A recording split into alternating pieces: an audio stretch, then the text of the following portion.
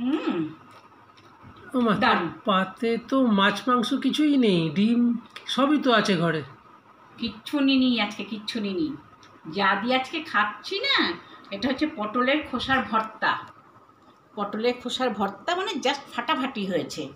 মাছ মাংস ডিম বলবো ওদিক থাক, মানে তুই এইটা দিয়ে পুরো ভাতটা খেয়ে নিতে পারবি।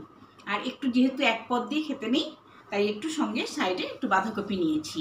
এটা না আমার ইচ্ছা ছিল না আমার, কিন্তু নিয়ে নিয়েছি। মানে অসাধারণ হয়েছে। আমি রান্না করতে করতে মানে খেয়েছি, একটু টেস্ট করেছি।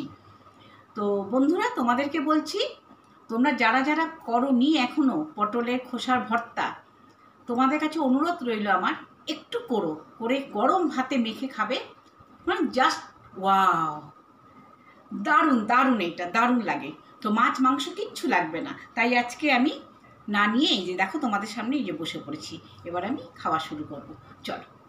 না, আর এই এই রেসিপিটা আজকে রাত্রিরে তোর আমি আর আমার ইচ্ছে 75 সরি, চ্যানেলে এটা থাকবে। বলতে ভুলে গেছি গো বন্ধুরা। আমার বন্ধু দেখো, একেই বলে বন্ধু প্রকৃত। এই রেসিপিটা আজকে কিন্তু আমার চ্যানেলে দেওয়া থাকবে, তোমরা প্লিজ দেখে নিও।